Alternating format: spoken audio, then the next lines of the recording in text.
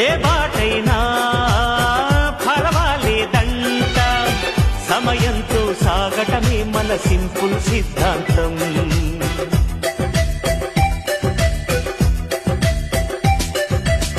చిరుగాలికి పరిమళమిచ్చే సిరిమల్లెల వనమై ఉందాం, గగనాన్ని నేలను కలిపే హరివిల్లుల వంతెన అవుదా.